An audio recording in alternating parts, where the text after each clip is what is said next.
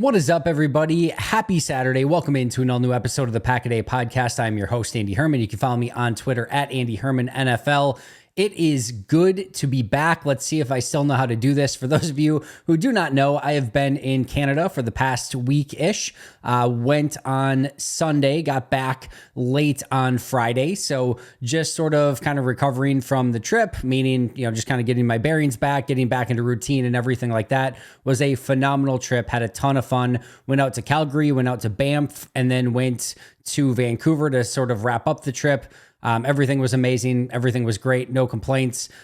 Calgary, I think, really underrated city. Banff was so much freaking fun. And then had a blast in Vancouver as well. So definitely highly recommend all three of those places if you've never been. But like I said, trying to get back in the swing of things. I know for those of you who did not know, I put out videos every single day while I was out, and obviously on the audio podcast as well.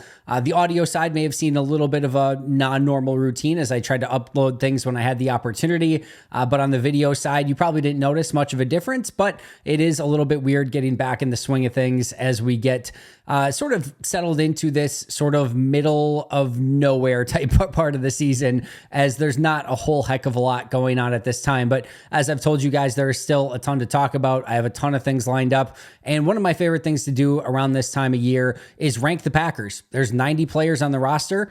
So let's rank them. Let's do 30 players over 3 days. It's exactly what I did last year. And we'll go today 90 through 61. And then tomorrow we'll do 60 through 31. And then we'll wrap up on Monday with the top 30 players in order on the Green Bay Packers. So excited to kick that off today. Before I do so, shout out to our brand new Pack-A-Day Podcast YouTube members, Celestial Prophet 20, Aaron Payne, Dip Bleep 13. I'll just put it that way. Curtis Hall, Bolliker 19. That's probably another one that I think you're trying to do a little something there with the name, but we'll give it a pass. And then new Pack-A-Day Podcast Hall of Fame member, Peter Ratacha. Sorry, which one it is, I'm not sure. But Peter, thank you so much for that. And thank you all of you for signing up. Again, great time to become a brand new Pack-A-Day Podcast YouTube member. Tons of great options out there for you. And before you know it, it is going to be training camp and there's going to be a ton of new content. Members only video should be coming out in the next couple days here. Members only Q&A every single week. So you are definitely going to want to get signed up.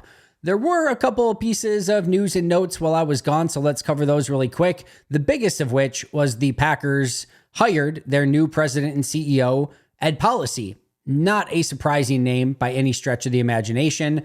If anything, the big takeaway here is probably that the Packers spent way too much money on a search firm just to confirm the guy that they were probably always going to go with anyway. But that's neither here nor there. Not your money, not my money, not salary cap money. So we don't really need to worry about that. And I'm saying it in jest, obviously.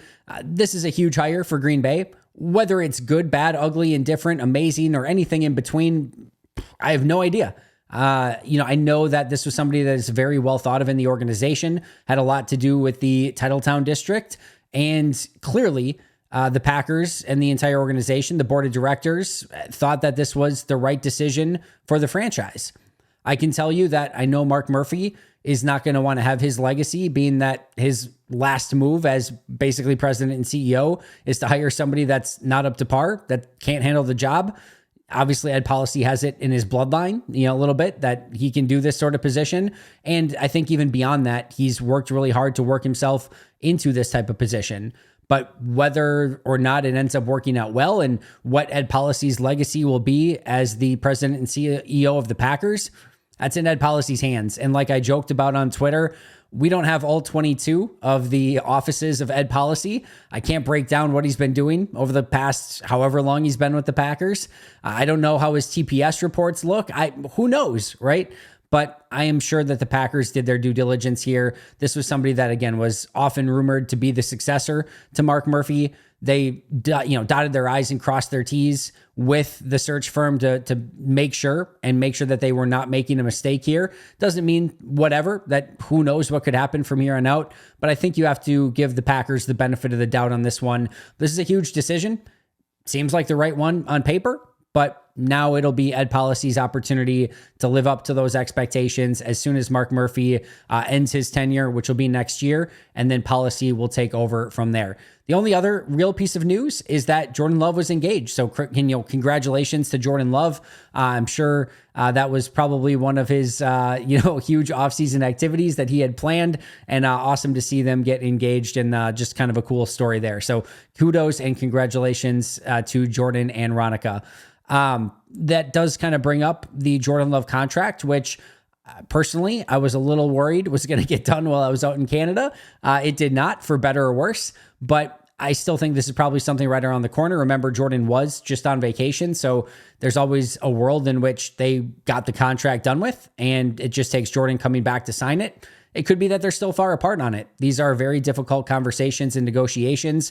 They still have got a few weeks to iron everything out before the start of training camp, and it's not like there is a hard deadline at the start of camp, but I'm sure both parties would love to have it done, as both parties have said. Before Jordan left, it sounded like things were trending in the right direction. I have no information that would trend otherwise. So hopefully, again, that this gets done sooner rather than later, but no real update other than we're still waiting, and it should hopefully, fingers crossed, get done soon. Also, the NFL Sunday Ticket lawsuit, that'll go through appeals and everything else, but it'll be interesting to see how this sort of affects the landscape in the NFL, and theoretically could have some effect on the Jordan Love contract. If they think that this is going to have a severe repercussions on future salary caps, that might change how this Jordan Love contract looks. So, or at least how the Packers need to go about it. I'm sure it's not going to change things from Jordan's point of view or his agent's point of view, but the Packers are going to have to be a little bit more cognizant of what that could mean for the salary cap moving forward with how they deal with this contract. And this will be something that is very much going to be worth monitoring. Like I said, this will go through appeals first, and who knows if it sticks and it goes through. This will, I'm sure, be caught up in legal, with lawyers and litigation and everything else for probably the foreseeable future. But right now, NFL owes a significant amount of money. And that's just not going to come out of the upper echelon. That's going to come out of the teams and the players and everything else as well with future salary caps if that does come to fruition. So that will be one to very much monitor going forward, and you can bet that we will be doing so. Last but not least, no supplemental draft in 2024. We'll see if that ends up just kind of going by the wayside anyway. There's usually not many players that actually get selected. It's been, I think, 4 or 5 years since somebody has. The players have not turned out in a while. So we'll see if that ends up happening. But for this year, 2024, no supplemental draft. All right, that gets us to our bottom 30 players on the Green Bay Packers today. I want to say, first and foremost, this is not to disparage or bring down any of the players at the bottom of this roster. It's just not. I know somebody has to be number 90. Let's just say 90 through, I don't know, probably about 70. The bottom 20, you could pretty much put in almost any order on this list. Not going to argue with you too much. And if you really like James Esther, Messiah Swinson, Deslin Alexander, and you want to put them higher on your list, by all means, be my guest. These are loosely in order, I think, in these bottom 20. And then I think as we go a little bit further, we'll have a better feel. A lot of these are rookie undrafted free agents that it's going to take a little bit for us to get to know better and see what they can do in training camp. We got a very small glimpse in rookie minicamp and in OTAs and minicamp. And you have to remember too, OTAs and minicamp, a lot of times, especially in OTAs, in minicamp, they didn't do it, but in OTAs, like the third teamers and the mid-second teamers are all on the opposite side of the field. Everyone's watching the top team and what they're doing on this side, because those are the big time players. So even the undrafted guys, it's not like we got a great look, but we'll go 90 through 61 today. And then again, tomorrow will be 60 through 31, and the final 30 will be on Monday, 30 through number 1. But let's get started right away. Number 90 on my list is Raylan Goforth, undrafted free agent linebacker out of Washington. He is somebody that is probably going to have to make it on special teams. I thought just kind of even going through some of the individual drills and then in some of the team activities, it just looked like he was swimming a little bit. And that's not abnormal for any rookie, much less an undrafted free agent. But if he wants to make any sort of name for himself it looks like it's probably going to have to be on special teams in order for him to have a shot to certainly make the team, which will be a very long shot, but more specifically have a shot in the practice squad. But he was again, a player that they didn't sign many undrafted free agents, and he was one of them. We'll see what he can do in training camp and if he can make a name for himself. But again, if he can, probably going to have to be on teams. Number 89, James Esther, undrafted free agent defensive tackle out of Northern Illinois. I think he will have a legitimate chance to be a practice squad guy. And I think that's one of the things I'm going to kind of take a time out here that we should discuss here. On this list today, I know that this is probably the least sexy of the group, going from 61 to 90 here, but there will be players that make the 53 on our list today. I can almost guarantee it. And there will also be a plethora of players that make the practice squad from this list. And it wouldn't shock me if some of these guys, even at the bottom portion of this, do end up making the practice squad, or maybe even eventually one of these guys making a 53-man roster. So I know these are bottom of the roster guys, but they're always still worth paying attention to. You never know when there's going to be a player that is going to all of a sudden go from unknown to becoming a core member of the team. We have seen it in a variety of different situations in the past. A lot of undrafted wide receivers that have had success. We can go over it. I mean, Ryan Longwell, undrafted free agent kicker. You don't think anything's going to happen with him. Sam Shields, undrafted free agent corner. These guys, they go on to make impact they go on to make an impact for Green Bay. Some of these guys undoubtedly will. So even though, again, we're going bottom of the roster, still keep an eye on all of these, and it's still fun to get to know them better because you never know which one might just be that next Sam Shields that helps propel a team to a Super Bowl. So, again, James Esther, undrafted free agent, defensive tackle, Northern Illinois. Like I said, I do think he should be a legit practice squad option. Not a lot of depth at the defensive tackle position on this team, just like from a pure numbers standpoint. So, for that reason, he should have an opportunity. He was a guy that was a little disruptive in the backfield in college. He's going to have to probably put on, again, a little bit of functional strength to give any real threat to anyone above him on the roster. But I'm intrigued and excited to watch him a little bit more in camp. Number 88, Messiah Swinson, undrafted free agent tight end, Arizona State. Another UDFA with practice squad possibilities, lacking any really dynamic trait. And he's another player that's probably going to have to show up on special teams and show that he can be a blocker. Another guy I'm intrigued by, but again, kind of bottom of the list type of guy here. 87, Tyler Coyle, first-year safety, practice squad last season, signed early 2023 to the practice squad. Did make a couple plays in OTAs. He's a physical guy, another guy that will have to make his name on special teams. He's just buried on the depth chart right now. When you have Xavier McKinney, right? You've got 3 rookies who they drafted. And then you get to Anthony Johnson Jr., a second-year player who they drafted just a season ago, who has also been taking the starter rep so far opposite Xavier McKinney. Then you have both Zane Anderson and Benny Sapp, 2 players who were on the 53-man roster a season ago. For Coyle, that is a lot of players to jump to try to get into a 53-man roster conversation. Could he be a practice squad guy again? Yes. But could they release Zane Anderson and Benny Sapp and try to get them back on the practice squad? Also, yes, and you're probably not keeping 3 safeties. So Coyle's going to have some work to do if he even wants to get on the practice squad. Number 86, Ellis Merriweather, first-year running back, was on the practice squad a season ago. UMass Amherst was his college when he was an undrafted free agent. To me, Merriweather lacks any burst and any real elite trait. Think he can kind of be a little bit of that do everything sort of back, catches it okay, blocks okay, runs okay, but there's nothing dynamic or special about any of it. And I think you start looking at this running back depth chart. We know Jacobs and Marshawn Lloyd. Then you've got an A.J. Dillon and Emmanuel Wilson who made the roster. We'll talk about another UDFA who I think is going to be a little bit ahead of him. And you just start looking at some of the roster math, and it starts getting a little bit complicated for him even to potentially make a practice squad.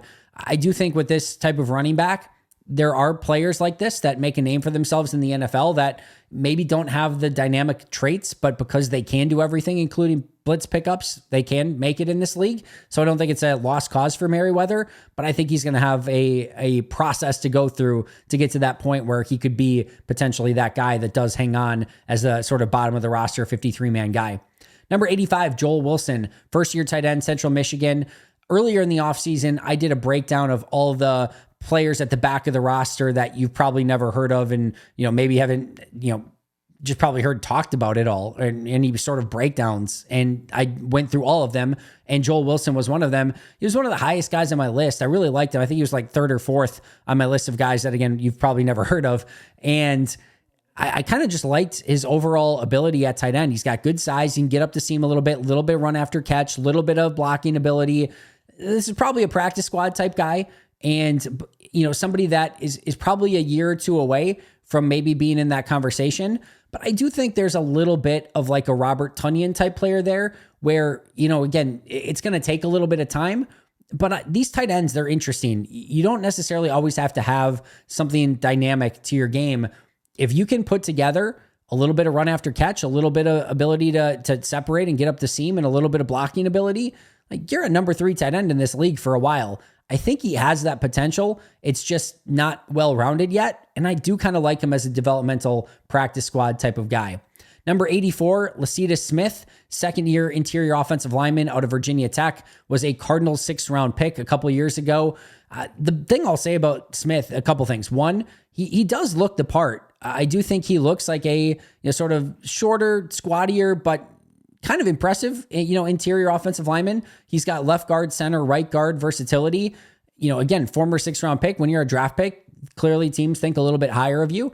And I do think this is somebody that could come in and at least have some level of competition along the interior of the offensive line. I think he's got work to do with the competition that is there, but there's not a lot on the interior, if we're being honest. You start getting past the first few starters. Royce Newman, he's certainly not a lock to make the team. Monk is going to make it. Myers is going to make it.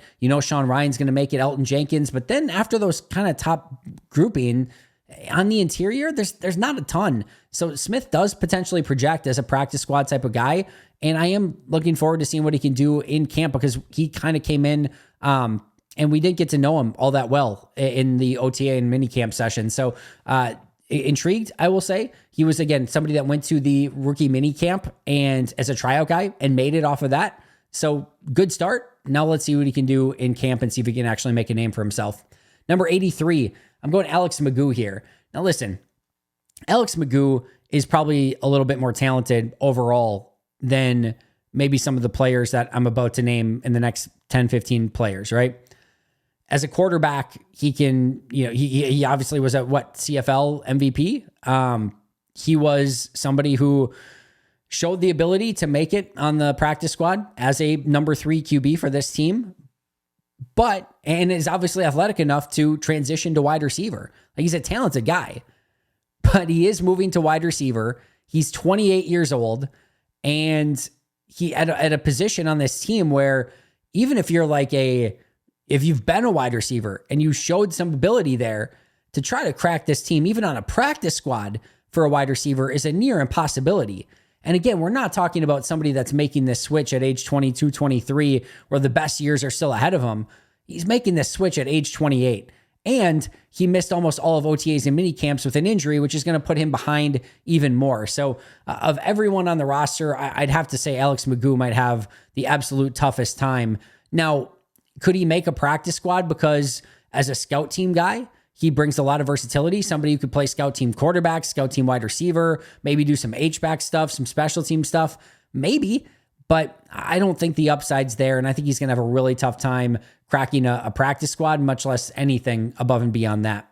Number 82, Christian Young, first-year linebacker out of Arizona, former safety. This is somebody that, when I did my players you probably don't know, was number 1 on my list. I really liked his tape. I did think he looked a bit undersized and still transitioning, we'll put it that way, to that linebacker position. Didn't look totally natural, didn't look totally comfortable. I do think there is some potential upside there, but he's got a ways to go in that transition, and somebody probably at best that's looking at trying to fight for a practice squad spot. Another player where special teams is going to be key for him.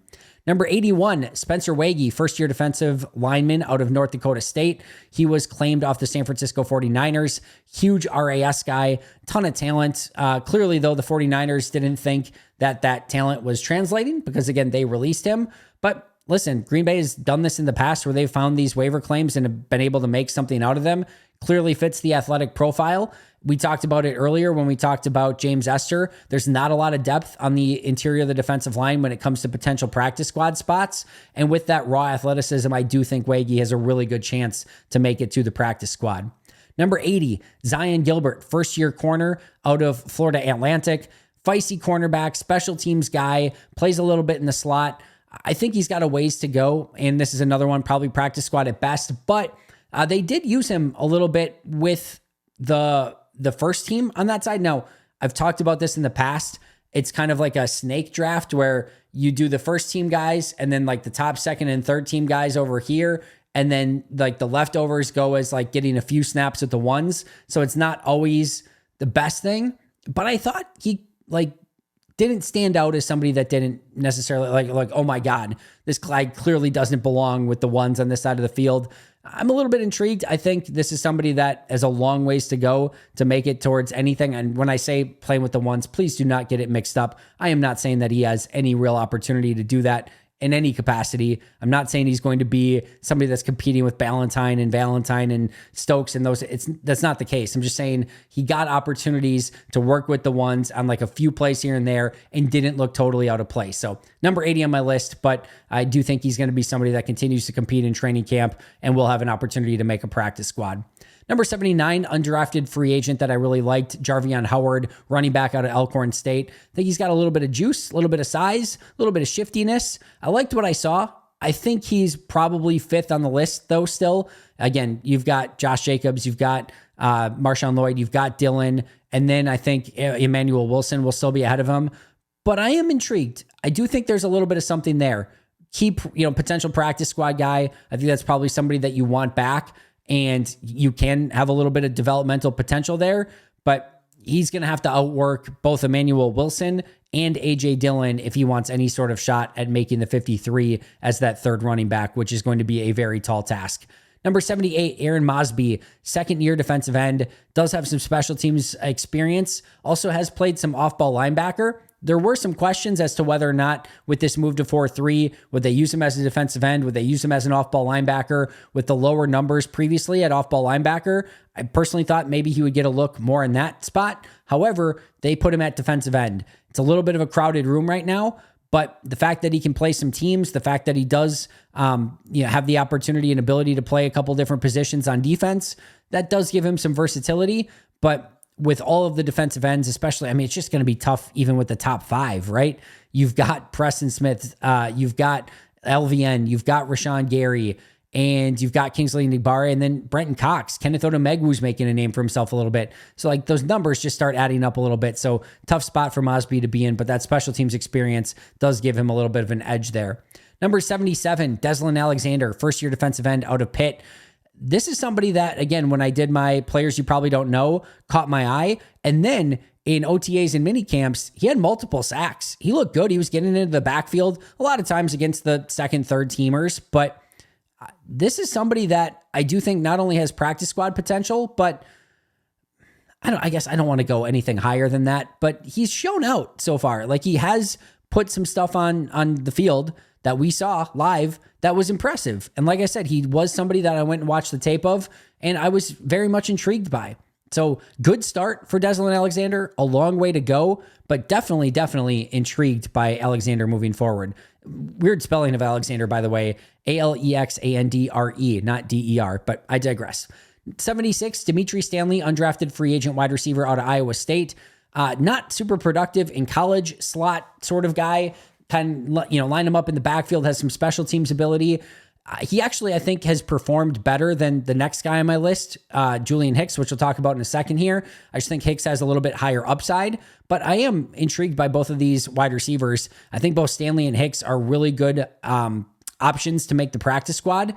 Now, they're going to have to battle guys like Grant Dubose, Samori Toure. We'll see what the appetite is for those guys making a 53, or if they want to come back to a practice squad for a team that has a bunch of super young, super talented wide receivers. But Stanley and Hicks, I do think, are going to be in that conversation in a pretty significant way for that 16-man practice squad. And Julian Hicks, I talked about for all the UDFAs, he was probably my favorite. Really liked what he showed. Donovan Jennings we'll talk about too in just a moment. He was another one, but I was shocked at how impressed I was with Julian Hicks throwing on the tape from Albany. I think he's got good size, good hands, good speed, show he could win downfield, show he could be a little bit of a possession guy. Just overall impressed. And now he hasn't done anything in OTAs, minicamps, rookie minicamps yet to wow in any sort of real way. But I do think that there is something there. Is that a Geronimo Allison type player? Is that a Jarrett Boykin sort of player? I don't know. I'm not there yet, but I do think there is enough potential there that I would probably keep him around on the practice squad and see what he could potentially become. Number 74 on my list might be the first one that has the best opportunity to make the 53-man roster. That's Peter Bowden, undrafted free agent long snapper out of Wisconsin. What do you want me to say? Like, he has a legitimate opportunity to face Matt Orzik and potentially win that battle. He's a UDFA long snapper. I think probably the peak about you can get for a UDFA long snapper is about 74th on the list. So that's where Peter Bowden comes in. But like I said, probably the first guy that we've discussed so far that has a real, true, legitimate chance to make the 53-man roster. So does number 73, his counterpart, Matt Orzik. Not great a season ago, I didn't think personally. He's a long snapper, though. So, he is a veteran at the position. Green Bay did sign him as a free agent a season ago. I would put him as a leg up so far on Bowden. Orzik has been the one that has primarily snapped to like Joseph and to Anders Carlson. But, I do think that's going to be an open competition come training camp. We'll see if that changes up a little bit.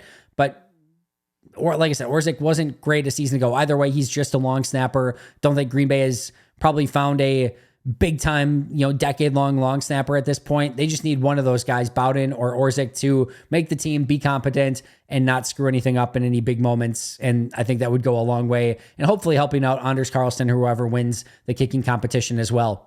Speaking of which, number 72, James Turner, UDFA kicker out of Michigan. Now, we have no opportunity yet to see James Turner, but I do think he is will have an opportunity to make this team. I think this is going to be somebody that, unlike Jack Podlesny, who never really seemed like a viable option, I do think Turner is going to get an opportunity here. And I do think his experience at Michigan, specifically in some big games, kicking outside, kicking in the Big Ten, are going to serve him well. Now, I know they probably wanted the UFL guy, Jake Bailey. It didn't work out that way, but they end up getting, James Turner because Bailey went to the Lions and the Lions cut Turner. So maybe it ends up being a blessing in disguise, but I do think he will have the opportunity to compete for that job. And again, at a higher level than maybe Podlesny was able to before they moved on from him. Number 71, Gemmin Green, cornerback. They signed him from the New York Giants. He did have some experience playing special teams for the Giants. He did get actually in some games. So this is not exactly your big time free agent signing, but listen, Rich Bisaccia has done a good job in finding some of these guys in the past that have some special teams ability and can maybe be used as a defensive back as well. And we'll see if Gemmin Green can be the next, Keyshawn Nixon. I'm not talking about as a returner, but guy that gets a bare minimum deal, who had experience playing some special teams in the past and now can all of a sudden have a chance to make a team. He was a little bit banged up in minicamp, but this is somebody that has played in the NFL and it has experience, just kind of like Keyshawn Nixon did. Not as much experience as Nixon did with the Raiders, but still somebody that I kind of want to keep a little bit more of an eye on because he does have that experience. And it's not like Green Bay has a ton of depth at corner. So interested to keep an eye on him and see if he can be somebody that does start making a name for himself in training camp. Number 70, Greg Joseph, kicker. Of course, longtime Vikings kicker, 29 years old, has looked okay in OTAs and minicamp so far. But this is somebody, again, that will have a real opportunity to make the 53. It's probably going to come down to Carlson and Joseph, but we'll see what James Turner can do as well. And listen, even if Joseph is the guy, I don't think that's going to give anyone a great feel of like, oh, found their kicker. We're good to go. It's going to be inconsistent from Joseph probably as well because it has been his entire career. So if Joseph makes it, it's probably because Anders Carlson really fell off. And like I said, I don't know that that's going to give anyone a ton of confidence that Joseph is going to be great moving forward. Now, like Brian Gutekunst has talked about, some of these kickers, they get better later in their careers. And it sometimes takes a little bit for kickers to kind of get into their groove. Maybe that'll be the case with Greg Joseph, but if it's not, this might be Joseph's last opportunity. He's going to have a really big camp to beat out Anders Carlson. I think Anders Carlson is clearly the leader in the clubhouse, but Joseph will be competition for him, and we'll see if he can get the job done. 69 is a player who was on the 53-man roster a season ago. Benny Sapp III, second-year safety, Northern Iowa, big-time special teams guy. Really like Benny Sapp. Had a big interception in the preseason a year ago. This is somebody I think can make the 53, and I would probably have him a little bit higher, but my goodness, when you draft 3 safeties, you've got Anthony Johnson Jr., Zane Anderson, who had 3 interceptions in minicamp, by the way, Xavier McKinney, like that's just a loaded safety room, but I bet they would love to have Benny Sapp back in the practice squad. Doubt he gets claimed to a team to be on their 53, so keep an eye out as Benny Sapp for one of the kind of priority practice squad signings, as he probably doesn't make the 53, and then they do everything in their power to get him back on that 16-man practice squad. 68, make or break season for Jonathan Ford, former 7th round pick. He has to show that he can get on the field. And this is a tough spot because you've got 5 defensive tackles that are probably going to be pretty much locks to make the team. Carl Brooks, Colby Wooden, TJ Slayton, Kenny Clark, Devontae Wyatt.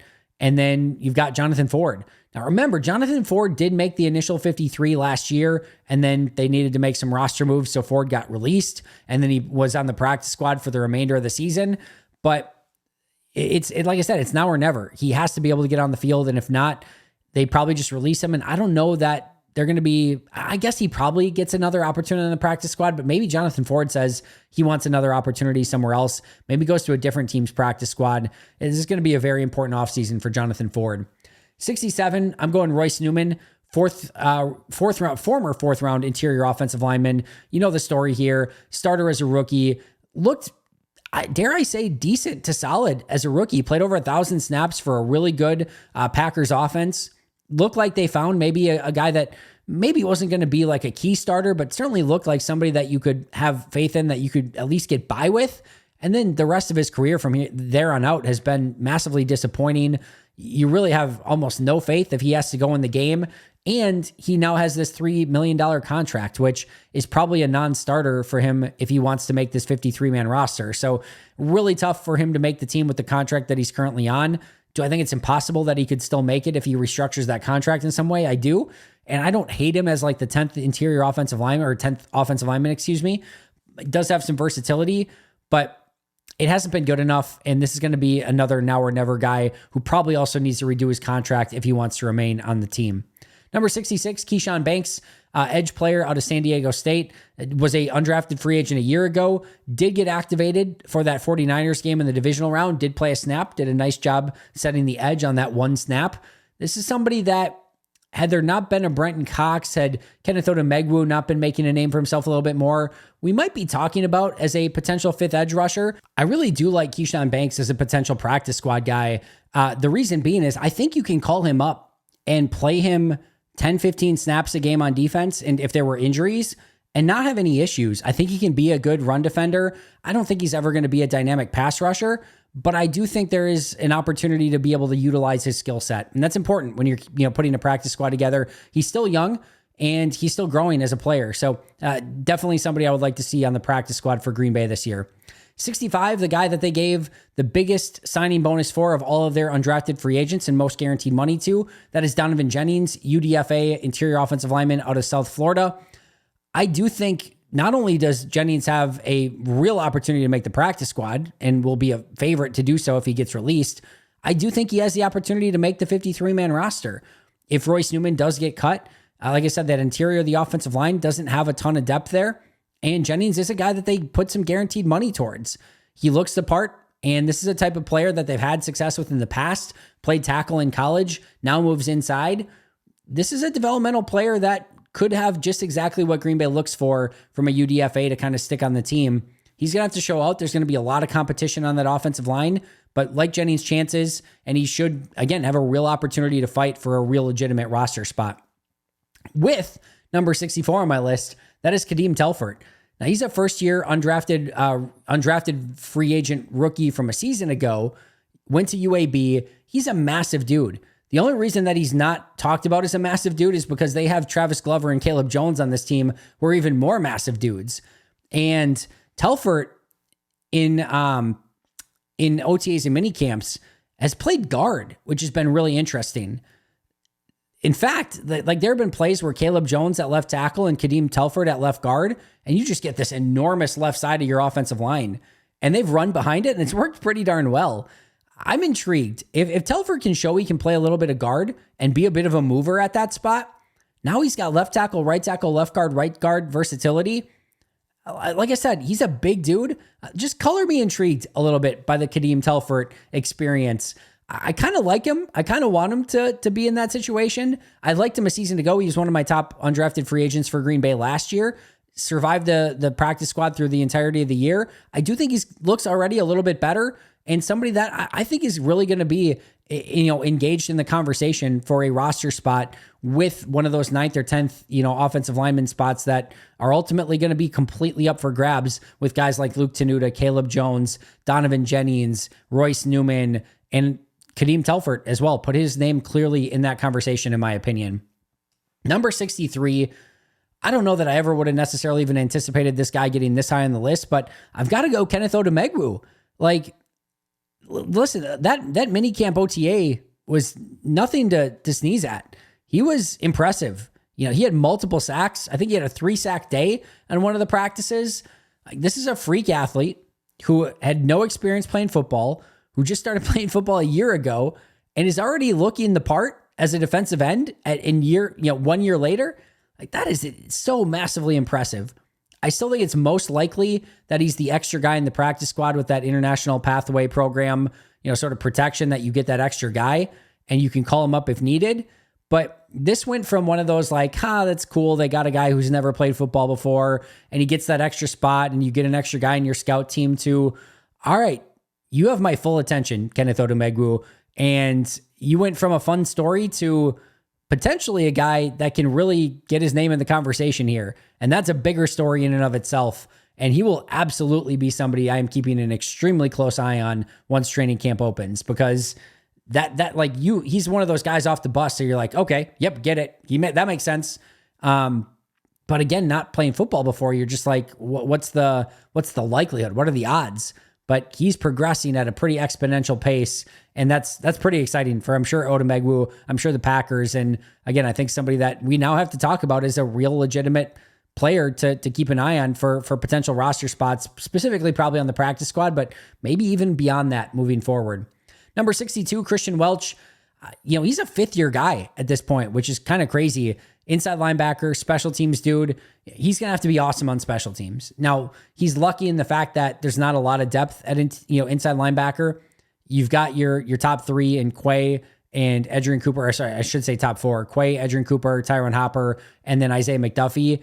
You've got Eric Wilson, Christian Welch. Wilson's a little bit on the older side, and those 5th and 6th spots are largely going to be determined on special teams, which gives Wilson and Welch a pretty good leg up. But if Welch shows any issues on teams or doesn't live up to that, he's not a developmental linebacker at this point. He's going to be a number 6 linebacker, 5 or 6 linebacker that has to be a core special teamer. And then, you could play him in a pinch at linebacker if you really needed to, but that's a thin line for a 5th-year guy in Christian Welch. But he's good enough at special teams that he might just make it work and make another 53 for the Packers this season.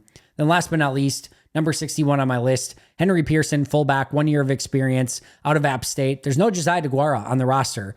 So Henry Pearson's kind of competing with himself. If he shows that he is a piece that they can utilize, like that's kind of the one piece they don't have, right? We talk about all the different spices and flavors at wide receiver, the uniqueness at tight end of Musgrave, Kraft, even Ben Sims, all different types of running backs. But that fullback H-back spot is sort of not taken, unspoken for, unless Henry Pearson is that guy. And if he can, and he shows he can do it well, that's another, sort of unique piece in LaFleur's arsenal that if it's not Pearson, they don't really have. Now, can they use a Tucker Kraft or a Ben Sims, A.J. Dillon, maybe in a couple H-back sort of fullback snaps here and there? Sure. But Pearson would be the guy that if you really want that role, he's the best guy on the team to do it. But now the question is he good enough? And do you want somebody in that role on this team? So that is my players ranked 90 through 61. Raylan Goforth, James Esther, Messiah Swinson, Tyler Coyle, Ellis Merriweather, Joel Wilson, Lasita Smith, Alex Magoo, Christian Young, Spencer Waggy, Zion Gilbert, Jarvian Howard, Aaron Mosby, Deslin Alexander, Dimitri Stanley, Julian Hicks, Peter Bowden, Matt Orzik, James Turner, Gemmin Green, Greg Joseph, Benny Sapp, Jonathan Ford, Royce Newman, Keyshawn Banks, Donovan Jennings, Kadeem Telford, Kenneth Onomegwu, Christian Welch, and Henry Pearson. Let me know if you'd order anything different or if any of these guys you feel like should be higher on the list and maybe not in today's conversation. If you think they should have been in tomorrow's in the 60 to 31 range, would love to hear that as well. You guys are the absolute best. Appreciate you guys a ton. Players 60 through 31 tomorrow. Looking forward to that. Shout out to our Hall of Fame and All-Pro members, Most Hated Minnesotan, PJ Wynn, John Wild, Shea Broad Dad, Brandon Paletta, Jennifer Wright, Boom Handle, Donna Lee, Lori Lord, Baby QB, David McCluskey, Donald Decker, Dan Miller, Alex Huang, Arnaldo Espinosa, Dan Guestford, and Peter Ratacha. I will see you guys tomorrow, but until next time, and as always, go Pack Go.